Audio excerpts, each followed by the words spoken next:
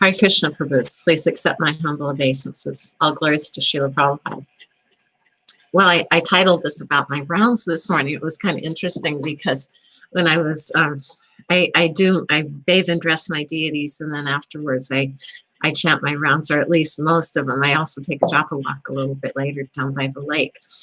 But this morning when I was chanting my rounds, my mind it was kind of like being on a bucking bronco or something. I could not just really focus on the sound of the words or the, putting my heart into what I was saying. It was because of all the crazy things going on. It was really difficult. So I just, by Krishna's mercy, I happened to think of his lotus feet.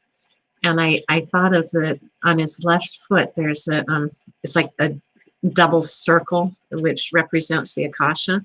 And so I thought of his feet, and then I thought, well, where would I like to go? Because you can go anywhere you want in the Akasha. And I thought, well, I want to chant good rounds, so I want to be right where Haridas Thakur is chanting outside of his cave. And then I was a little embarrassed. I mean, I wouldn't just go up to Haridas Thakur, but I could kind of go within like earshot where I could just chant quietly along beside him. And that it was amazing. It was like before my mind was like on an airplane that's, going through some huge amounts of turbulence. But I know because, for the amount of flying I've done, it's like sometimes when you get above the turbulence, just suddenly it's peaceful again. And that was kind of what it felt like. It was really awesome. So actually what I've decided to do is to devote a bit. It's a winter time. I live a simple living, high thinking lifestyle. So during the spring and especially in the fall during harvest, I don't have a lot of what you call as time that I can just discretionary time. I think that's how they call it. So I don't have a lot of discretionary time, but in the winter I have some. And I've decided to put that discretionary time, some of it anyway. I like to do deity sewing and other things too, but to try to link up with the other devotees out there, because what's going on is totally insane. I mean, I was just taken over by a communist coup. At the same time, the demons have convinced people to suddenly be very afraid of the common cold. It is like an outrageous plot for a novel written for stupid people. The manager of the local grocery store was here yesterday. Oh yeah, she came over from Shashadam, and she said people are getting into fights in the checkout line. And I said, well, what are they fighting over? And she said, so they're either fighting over the COVID virus, whether you should be wearing a mask or not, although it's pretty high compliance, or they're fighting over politics. It's ridiculous. So given these circumstances, further in my letter, given these circumstances, it just makes sense that we talk about what's going on, because that is totally crazy. And the likelihood of it leading to civil war, at least in the United States, is extremely high. I mean, I would say at this point it's inevitable. So if I'm reaching out to God brothers and sisters, if you're living where you have to depend on the grocery store and gas stations, you need to get so that you can see what's happening, so you realize the danger you're in, so you do what it takes to get out. It's going to be extreme for most people, because you probably have what's considered a typical normal lifestyle.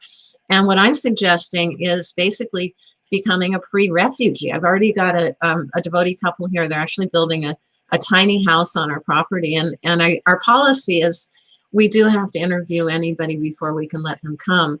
But if they are a devotee or a refugee, we will accommodate. Krishna's given us a lot of accommodation. You can't stay in the house. We have 15,000 square feet of buildings under roof.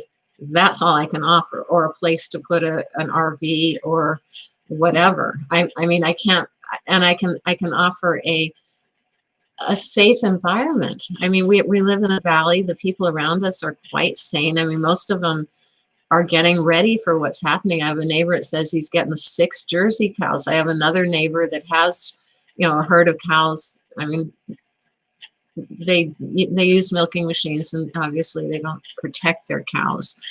But there are a lot of people who have realized for a long time that is going to come to this. I mean, people know in our heart that you know, that is,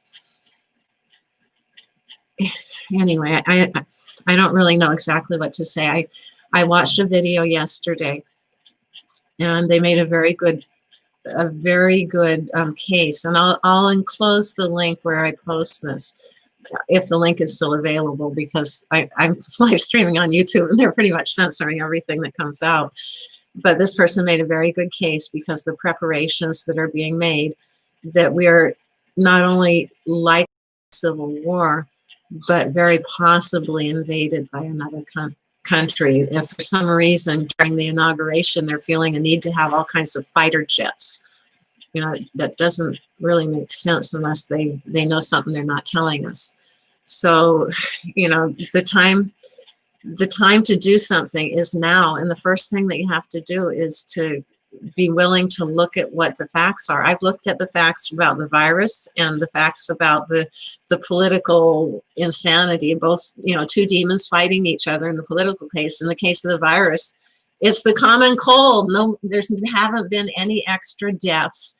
And it's just hyping up, making people afraid of dying, giving them permission to be afraid of dying on top of everything else. So the whole thing is completely insane. People can contact me. That's all I can say. All right. Hare Krishna.